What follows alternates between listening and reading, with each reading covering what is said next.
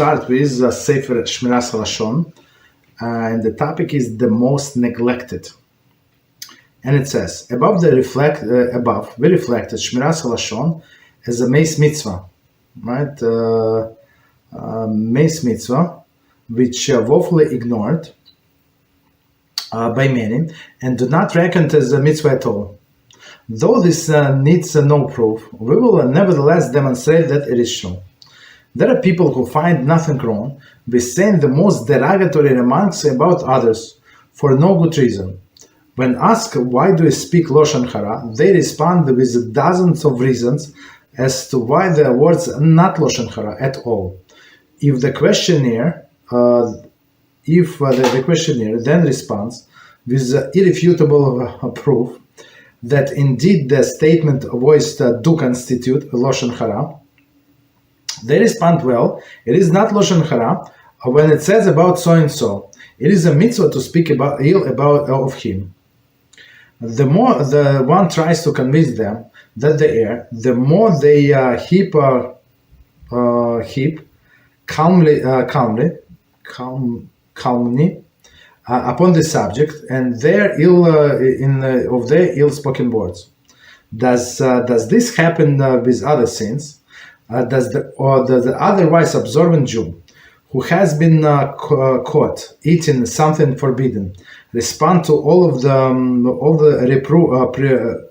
to his reprover by grabbing another piece of the food and shoving into his own mouth? Certainly not. Why then does this occur with the sin of Lashon Hara, which, as we have spoken in previous chapters, is among the worst sins of the Torah? The answer is that since the serious matter has become hefker, disregarded, and trampled upon the many, we speak not only of habitual gossipers. There are many people who are not given to the gossip, yet do not consider Lashon Hara as serious as the most other sins. Therefore, they turn deaf ear when they told or refrain from speaking the forbidden. There is no greater Meis mitzvah in our time. Okay, so it's a little longer piece, but let's try to understand. So not the last time, but the time before that, we said that mitzvah of Shmiras Haloshon, it's like a Meis mitzvah, meaning that it's neglected, meaning when there is a corpse along the road and there is nobody to bury it, so it's our responsibility to bury. We said even Kohen Gadol, the must bury, right? Even somebody who is Nazir, even somebody who is going to who is heading to Yerushalayim to bring Pesach sacrifice, everybody must do that. That's how important this mitzvah, Meis mitzvah, to bury the dead, right? Not because, as we said, not because as he's disgraced as now, because he's dead, there is no disgrace, but because it used to be in this body was holy neshama. That's the thing. Okay, so now we'll reflect on this Lashon Hara. So he said, let's prove there is a mitzvah. He said, of course, everybody know that it's not allowed, but still. Okay. So again, above we refer to Shmiras Haloshon as a Meis mitzvah, meaning like something neglected. Nobody is doing it. A mitzvah is woefully ignored by many who do not reckon it as a mitzvah at all. Meaning many people speak freely Lashon Hara not for constructive purpose. So if it's for a constructive purpose, if you're trying to educate people, that's and you give an example, yeah, that's one thing. But in general, if it's for not constructive purpose, so it's absolutely forbidden. Though this need no proof, we will nevertheless demonstrate that it is true. Okay, meaning that it is Meis mitzvah. There are people who find nothing wrong with saying most derogatory remark about others for no good reason. So again, if you have a reason and it's constructive purpose, 1 second, it is a different story. It is a different, but otherwise it's absolutely forbidden. Okay. No good reason. Okay. When asked why do you speak Lashon Hara, they respond with dozens reasons as to why their words do not consider Lashon Hara. It's very interesting when we speak out about Reshaim, all of the clowns. So always, absolutely, always, somebody, one or two or a few people, or 3 or 7 people would come and blame us speaking Lashon Hara. And I, some time ago, I started asking them, but how about you? You also speak Lashon Hara. Who allowed you to speak? Right? It's very interesting. And then they become aggressive. And then they start cursing. And this is why this laws, according to this Shmendrix, right? Why this laws, Lashon Hara, apply to me, but does not apply to them. What is the difference? What is the difference? It's very interesting, right? They never thought about it. Like some people, they are ready to blame somebody, but they're not ready to accept something back. It's very interesting, right? In their mind, if somebody says something negative, they speak Lashon Hara. If they will speak Lashon Hara about the speaker, that's not a problem. Very interesting, which is absolutely not true. If the questionnaire then responds with irrefutable proof that indeed the statement, his voice do constitute Lashon Hara, right? Meaning that there is no constructive purpose for me or for these people around to hear that. For example, he's talking about a Jew in another town, in another country. How, all of the bad things, how does it help us?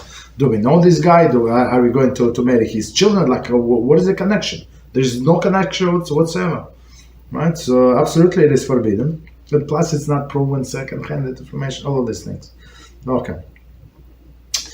Right. So they will respond. Well, it is not Lashon Hara when it says about so and so. Right. But again, they say because he's a Rasha, because or he's not such a good person because he does not treat his wife well. How do you know? Maybe she's lying. How do you know? Did you hear from his wife? No, I heard from my wife. I heard from his wife's cousin friend. Like, you serious, right? And you already blamed this person. That happens. From some time ago, I start asking questions. Sometimes the question is so obvious, but when I overcame myself some time ago and asked question was very obvious. It was even embarrassing to ask it. The answer was unbelievable. So I would not even guess. So the person said the truth. But I almost said, but you represent yourself totally opposite, which is what is the word? Never does. It's you confuse people, right? Very interesting. Okay. Continue. The more one tries, right? The more one tries to convince them that they err, the more they heap the calumny upon the subject of ill-spoken words, right? So, I cannot say about him. You know what else he did? You know what I did not tell you about? And he started. And it does not matter. It doesn't matter how information is negative upon negative.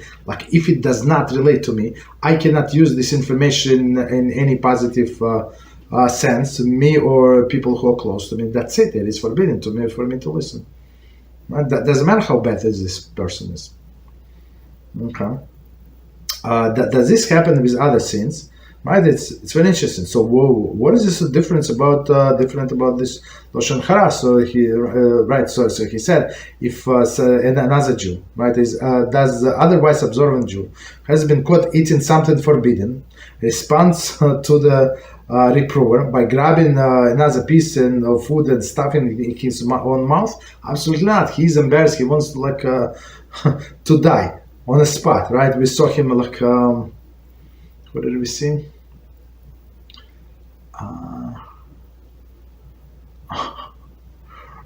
It was one time.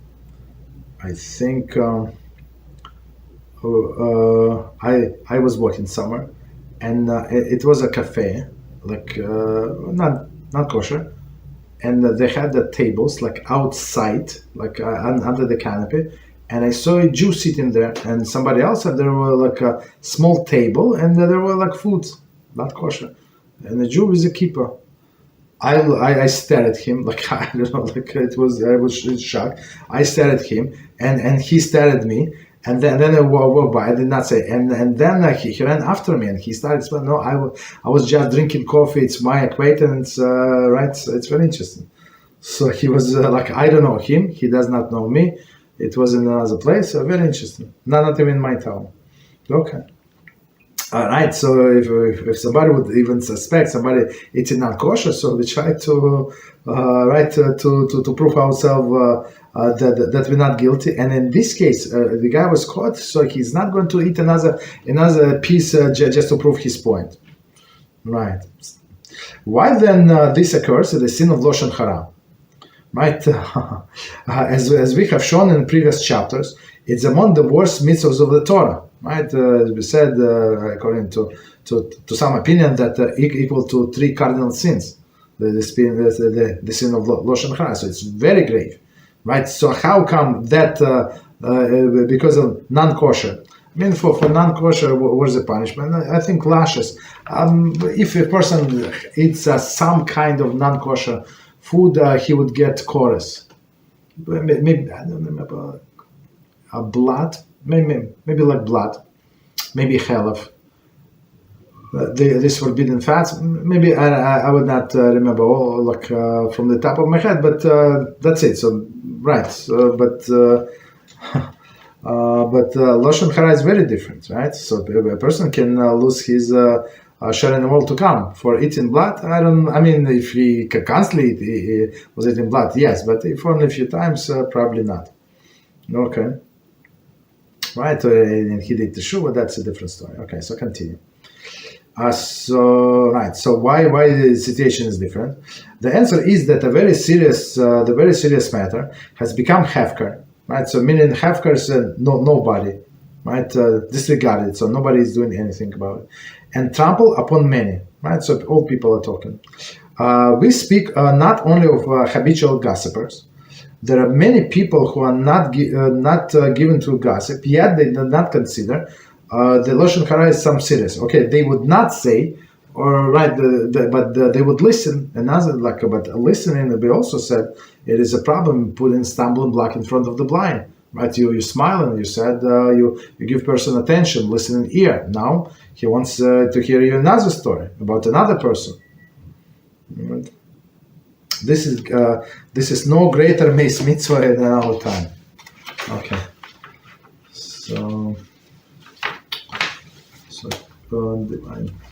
let's stop here.